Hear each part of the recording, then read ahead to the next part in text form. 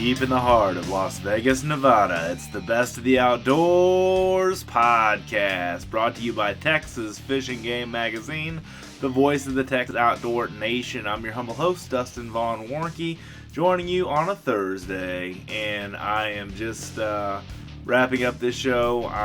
Like I said, I had planned to possibly do a Friday podcast, but with all the traveling and everything I'm going to have to do, getting all this podcast equipment back and everything, I probably will just do this show and end our series right here. But we've got a lot of good things on this show I wanted to talk about. Everybody has left. The Texas Fishing Game crowd has left. We've just got one more day of the show that goes tomorrow when this airs. And really looking forward to hanging out with a few more meetings that I've got and then heading back to Texas. So it's been a great show, fantastic meetings I've had, really good connections I've made, really cool networking that I've done. Sliencer Shop held an event, I guess it was earlier this week. My days are all mixed up because I'm running on lack of sleep right now. But basically they had an event that kind of brought writers and video editors, video producers, YouTubers, if you will, and outdoor writers together, and we had a really great collaboration time. Got to meet a lot of really cool YouTubers, and so I will probably be collaborating some things in the future with them, with Texas Fishing Game, and with my own YouTube channel to do some things and promote each other. So lots of exciting things there. Wanted to start off by saying Sliencer Shop. If you've not had the opportunity to check them out as far as getting a silencer for your rifle or handgun, they have got so many different ones in stock. They've got some for just about every kind of firearm you can name. They make the paperwork and everything fairly easy because a lot of people don't go and buy a suppressor because of all the paperwork and all the forms and everything to fill out. They make silencership, I always say that, silencership. They make silencer ownership very simple and concise and know all the rules, and are a great silencer retailer. They're one I highly recommend if you don't go directly to the customer level, to the company level, I should say, and buy your silencers direct. They're a fantastic retailer, great prices, great discounts and bonuses. They have a newsletter just like we do, and their newsletter basically will give you discounts and specials and all kinds of things that they do at Sliencer Shop, which is an online store, online retailer, as well as they have several kiosks that they use, and they've got a booth here this year. They worked their way down from the third floor of the next exhibitors last year down to the basement, where they are now officially a 10x10 booth. So I think it's a 10x10 booth, and got to stop by and see those guys today and see what one of the kiosks looks like in action. I mean, the things that this thing can do with this kiosk basically can take your fingerprints. It can get you the forms that you need to fill out. It can do a lot of things for the federal paperwork that you have to do to own a suppressor. And like I say, they make that silencer ownership thing really, really easy to do. So check out Sliencer Shop. All right, moving right along to some of the finds that I found today. I talked with Dustin Ellerman earlier this week about the Excalibur Assassin that he shot at range day at 90 yards and made a perfect bullseye, of course, dead center, Mr. Ellerman. And I stopped by and met with him today. They have obviously the Assassin, which runs I think at 370, 360, something like that feet per second. And then they also had the Bulldog 400, which obviously, judging by the name, you can see that it will shoot 400 feet per second. And that's about as fast as they're going to go in their crossbow line from what they've told me. When you get into recurve land, where there's no compound bow pulleys and cables and everything like that, they basically make pulling the crossbow back, cocking the crossbow a lot harder. But let me just say, cocking a crossbow with the cranking device that they have on the Assassin, and they've made a new cranking device for the Micro and some of their other models that basically comes as an accessory now that you can put on those crossbows. Is making this change in the game. Recurve crossbows, traditionally have been harder to pull back, and that's the one kind of owning a recurve crossbow. But Excalibur only specializes in recurve crossbows, and they have really made owning one of them and shooting one of them really, efficient and effective and easy to do. I highly recommend on any crossbow that you use, whether it's compound or recurve, that you get a rope cocking device, or if you're like we've got in Excalibur's case, the crank cocking device. because their system's proprietary, but it's a really, really important thing that you cock the crossbow at the same place every time, and that's one thing that that stood out to me as being a very thing for accuracy and for longevity of your string is cocking the crossbow in the right place, and doing that, and with that in mind, having the thought behind having it be easier for the consumer. And that's what Excalibur has done here, is really made it easier for the consumer to own a crossbow, to shoot a crossbow over and over again. Their crossbows are darn near indestructible. A lot of folks will say that there's no need to buy another crossbow after you bought an Excalibur because they're so durable and will last you, I guess a lifetime if you want to be quite honest. There are stories of guys that have Excaliburs for 15 or 20 years that they still shoot and love and everything like that. So one website I just pulled up here before I went live on the microphone is on the crossbow, the Excalibur Crossbow Assassin, and the website is called camsandcablesaredead.com. That's camsandcablesaredead.com, and that brings you to the Excalibur Assassin landing page that has all this kind of stuff that you can do with Excalibur crossbows. As far as you can sign up, they have a sweepstakes going on right now, and it's just a cute thing. I think it's kind of a thumbing your nose at cams and cables that come with compound crossbows, which I'm used to shooting, and I really think what they're doing is fantastic and just a lot of fun. So the Assassin crossbow from Excalibur and the Bulldog 400 are their two flagship. The Assassin's kind of their main flagship one, but the Bulldog 400 is also new for this year. And if you listen to any of my podcasts about archery, you will know that I love crossbows, love hunting with them, and have a lot of fun in the field with those. So definitely check that out. The next meeting that I had was with Gemtech, Gemtech, Gemtech. They make suppressors and are well known for their longevity in the industry of making suppressors. And two suppressors that caught my eye, because there's so many different suppressor companies, there's so many suppressors you can choose from, but two that caught my eye was the Model 1, or literally the model name was 1, and they call it that because it can shoot from a 22 caliber to a 30 caliber.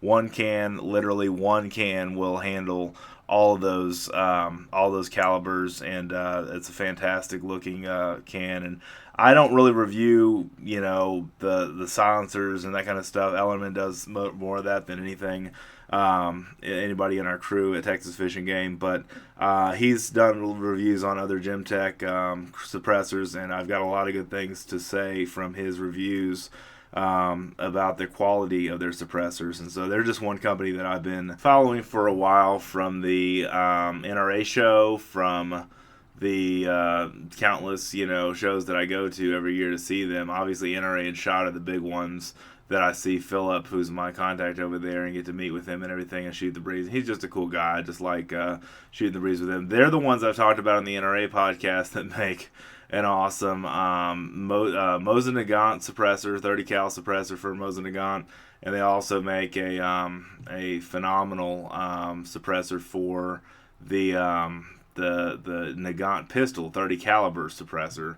And that's a really interesting gun because it has the way that the cylinder locks up with the barrel frame of the gun. It basically makes a gas seal, and it's a really effective suppressor for that. So they kind of do some outside of the box things that other suppressor companies don't necessarily do.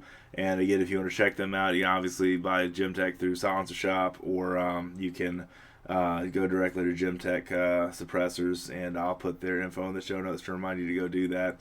Another one that I saw was the Aurora 2, or the Aurora Roman numeral 2, I should say. And these were this suppressor originally back in the 90s was designed for the U.S. Air Force.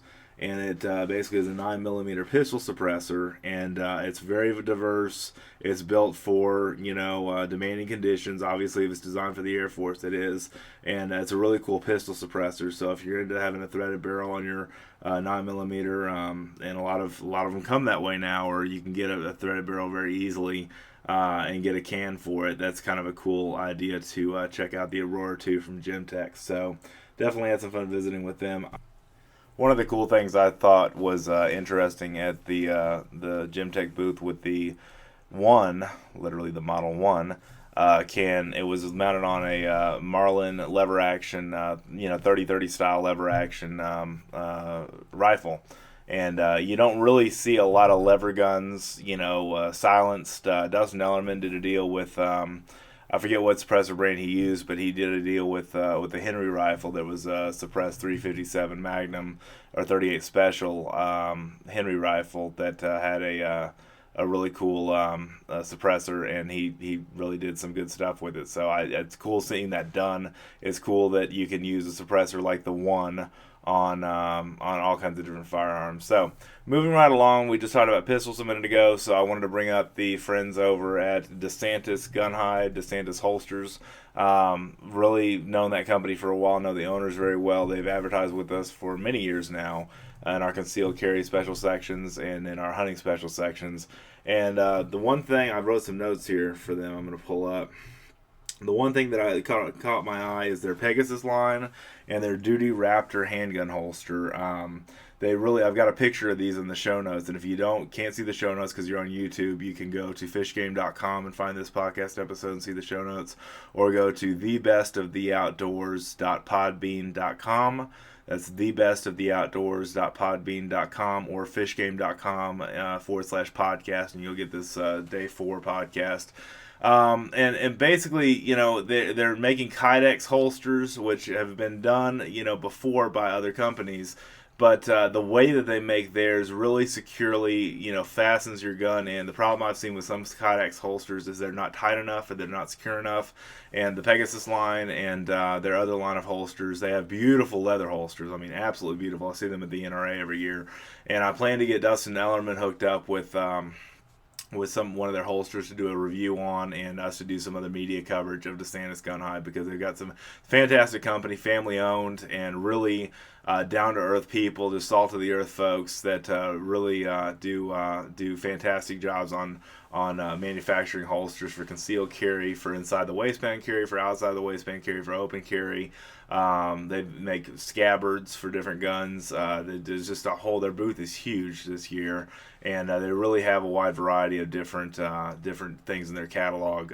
Just tons of different items that you can buy for concealed carry, open carry, or whatever you want to do for your handgun, and in some cases your rifle. They even have purses as well that are somewhat new, I think, this year, from what I understood from meeting with the guy that does their digital, and really had a good meeting with them, and I've got a lot of great things to say about DeSantis, so definitely check them out, and look forward to our magazine and our website for some reviews coming forward on some of those products. So really exciting stuff. Okay, next one up is Son Cutlery. Now these guys specialize in cutlery that really fine knives, and there are companies here. There's Case, there's Buck, there's Blade Tech, and I can't even remember all of them.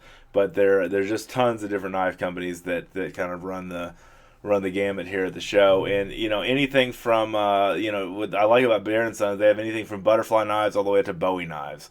And I've said this on the show before, but I wrote a review that's going to go live at fishgame.com fairly soon on one of their rosewood handle.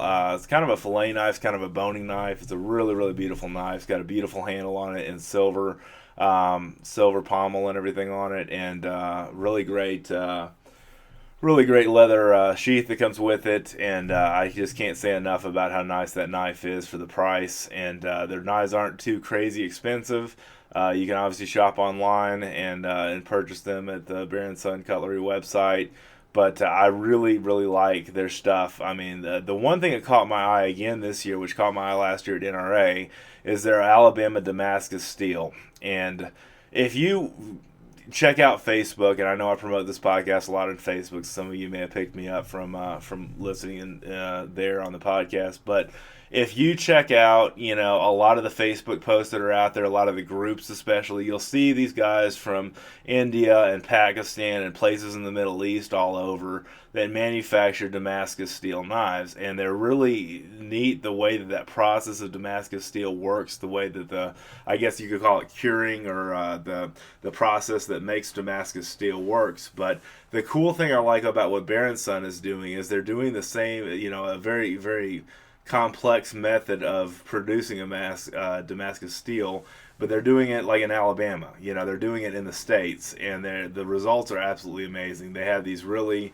beautiful handles. They just have this beautiful pattern on them from the Damascus process of making those knives. And I don't even know all that goes into all those knives, but I know they're just beautiful, beautiful, beautiful knives. So obviously pocket folders, they've got the Bear Ops line. There's several different types of knives. If you're looking for a good pocket knife, and I'm a knife guy, I've said that before on the show. I think I really, really dig a good quality knife, and I picked up a bunch of them over the years, and I've got a whole collection, a big old box in my closet. My son always likes to go through to see all the knives and stuff. And I've even bought some for him. Just wait until he gets a little bit older before he takes custodianship over those. But Bear & Son really is a great knife maker, and I really highly recommend for fine, high quality knives to check those guys out. They were here at the show, and they had a really nice booth as well. So there's something there.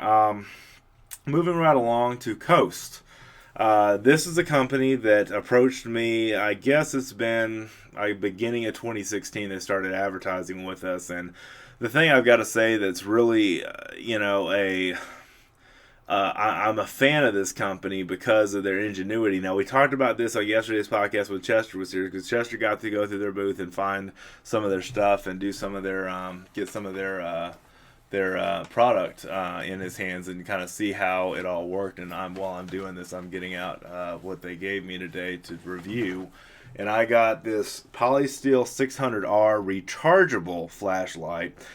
And the really cool thing with this is what they call flex charge. You can charge it with a USB charger, like I guess they call it micro or mini USB, like what you charge your Android or Google cell phone with, or what do they call the new Google Pixel? All the different cell phones that are out there, your Samsungs, your Android-based phones, have a little USB charger, mini USB charger, so you can charge with their battery pack that's included, or you can do your own batteries, which I believe they're AA, I think. I just got this thing, so I'm still trying to, yeah, they are AA.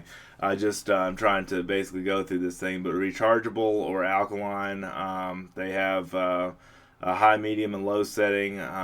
They really have a great high lumen count, and are waterproof, and they come in several different colors. I mean, this is a really cool looking, like, tactical style flashlight. I mean, I could mount this on a gun and you wouldn't even know it was just a regular flashlight. But I mean, it's a really high quality. It's Polysteel 600R. We did a new gear release on this series of flashlights when it first came out. I want to say it was in 2017, sometime around the summer.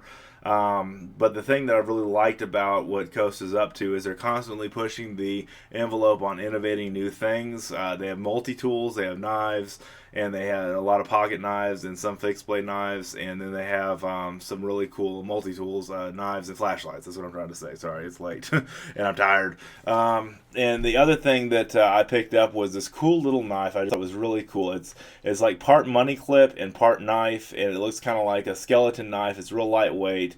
It's a one-handed opening knife. Frame lock is what it's an FX200. And I'll try to take a picture and put this in the show notes. But it's got a nylon handle, stainless steel frame, bottle opener included, and it does not take up much room in your pocket, and it does not as well take up a lot of room for anything. I mean, it's just a really cool knife. It's a frame lock. It's got a thumb hole in it. It's got a 3CR13 stainless steel pocket or money clip. Clip it to your pocket or clip it to your money. It's got, like I said, the micro nylon micro handle, and then it's got a bottle opener. And I love knives that have bottle openers, man. I think that's something that should be done more, because whenever you're drinking a cold one or whatever you do in the outdoors, it's kind of frustrating if you don't have a twist off top of a soda or a beer, whatever the case may be. You kind of have to figure out how to open something, and having a knife that you've got at your disposal as a pocket knife or an EDC everyday carry knife that you can open a beer with, or your friend's beer, whatever the case may be, or soda, or whatever the case may be. It's really cool. I love the idea. So those are two things. I'll do a written review on this flashlight that I got and this knife that I got. I just really wanted to give a big shout out because Coast is really up to some cool things. They're based out of Portland, Oregon. Their factory and everything like that I've not been to, but the products that they produce are just really cutting edge, if you'll excuse the pun with the knives. But the products they produce, that's the other thing. On the show notes, you'll see I have a flashlight. Now, I don't remember the model name of this flashlight, but it is the biggest, maybe one of the biggest flashlights I've ever held in my hand. It's like the King Kong of flashlights. And it basically has a pop-up USB charging adapter. You can charge the flashlight with the USB adapter. And you can also, this is really cool, plug in your flashlight or plug in your phone to your flashlight or anything that's USB powered to your flashlight to charge it. And they have a small version of this flashlight as well. I've got a picture of it on the website at fishgame.com under podcast, or you can check out our Podbean page where the podcast is hosted and kind of see what that looks like. I mean, this thing was just really, really cool. I think it was 1,000 lumens, and I can't say much more than it was just really awesome to hold something that if you're in an emergency situation and you're having to fend off zombies, it could be used as a weapon. It's that big of a flashlight. So I haven't held a flashlight that big in a long time.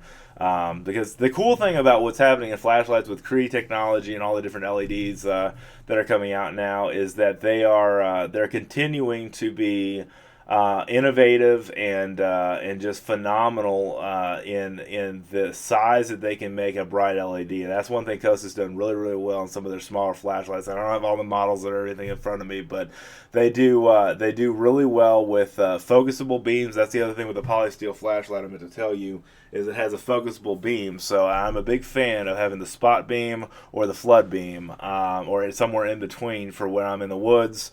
A lot of their flashlights that are smaller have hat clips that you can clip on your hat.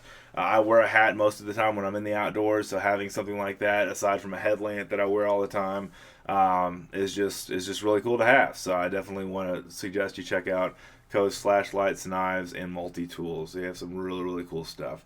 All right, moving right along, I also wanted to talk about another meeting that I had, which was with Kahr Firearms, and that Kahr is spelled Kahr.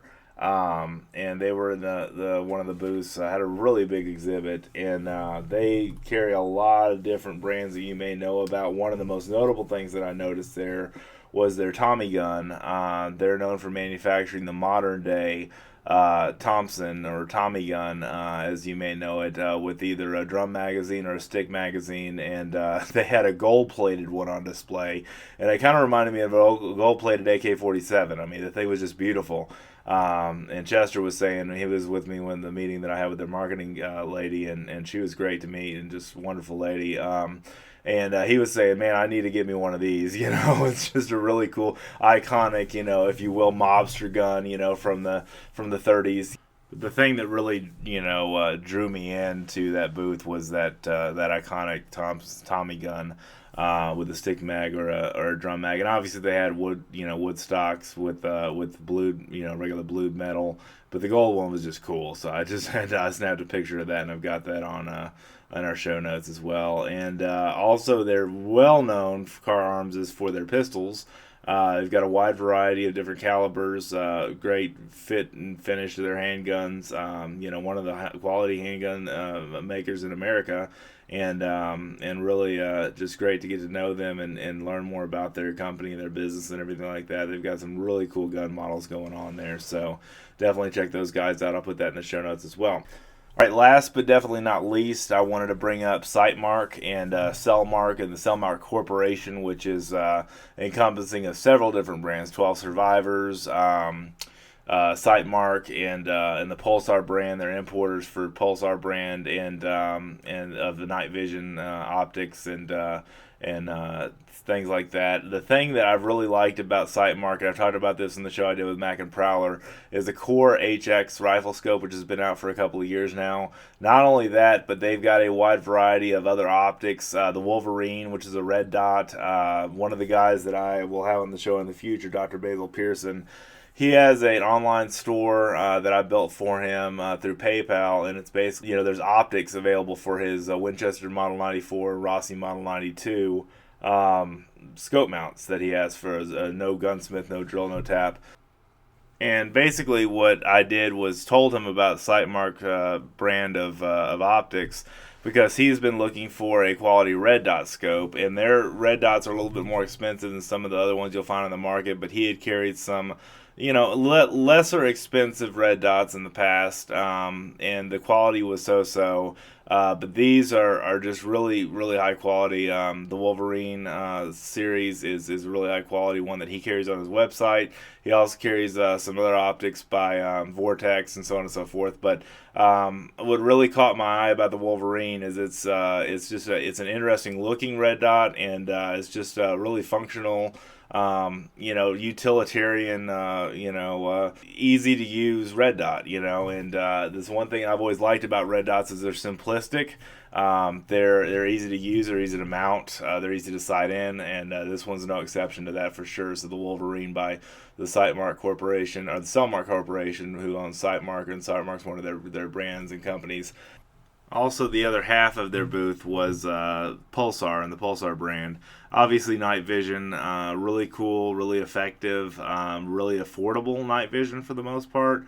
There's a lot of different options you can go with hunting at night. You can go with a flashlight, and that's what I do a lot of times. But night vision has become a lot more affordable than it used to be. It's definitely a way to give that element of surprise, so you don't have coyotes seeing their shadow and that kind of stuff. You don't have to deal with any of that when you deal with thermal and night vision. And they've just got some really cool products, really cool models there for Pulsar. So I wanted to make sure I did not close the podcast out without mentioning Sightmark and Pulsar, because they were here and they had a huge booth, and great rifle scopes, great red dots, optics, all kinds of different things that they have. Engineered right here in, I said right here in Texas, engineered right here in the United States. They're based out of Mansfield, Texas. Fantastic company. I know James Sellers. I don't know him, but I've met him a couple of times, and he's a great guy, and really, really positive company there. So check out Sightmark and the Cellmark Corporation and Pulsar. I've got a lot of really cool things there. So I'll put that in the show notes. And thank you guys again so much for watching, reading, and listening. Before I close the series out, I just want to give my final thoughts. If you've not registered for our newsletter, please do so. We have Tactical Tuesday, or Tactical and Practical Tuesday. Now, Wildlife Wednesday, which Chester does. That's his content.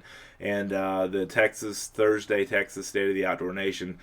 Cindy, who's the gal that puts all those newsletters together, was here at this show as well, and I think she's leaving tomorrow with me to head back to Connecticut, where she lives, and she's just a great part of our team, and I just love the heck out of her. She's just a great lady that has a great heart for the outdoors and the outdoor lifestyle and the Texas Outdoor Nation, even though she doesn't live in Texas. So really big shout out to her, from Artie and Neves, from Roy Neves, from Chester Moore, from myself, and everybody else from the family of Texas Fishing Game. I want to thank you so much for listening to these podcasts and tuning in this week. It has been a tiring week, but it's been a fun week, and I've been up for the action. I've not had any trouble walking, even though I've walked, I think, average of 10 or 11,000 steps a day on these floors, from going downstairs to upstairs. I've done this show 5 years now, not all in a row. I started coming in 2012, and then I took some years off, and then I went full-time with Texas Fishing Game. So I finally figured out how to get from one floor to another without having to go in and come back, go out and come back in, and so on and so forth. So I've really learned the tactical way to approach the show a little bit better, and I'm getting somewhere quicker now. And I wasn't very late for any meetings, really. Late in a couple of minutes to some of them, but anyway, it's just it's a massive show. I mean, it's just gigantic, and what my goal with this podcast is to get to basically showcase to you what the best of the outdoors has to offer, with the products that are out there, with the companies that are out there, with the efforts that are out there, like Chester and I talked about and Dustin and I talked about the, you know, the state of the industry. And it's healthy. I mean, it really is. A lot of people kind of have this doom and gloom with what we call the Trump slump, like we talked about this week. But really, I mean, the Second Amendment's never been stronger.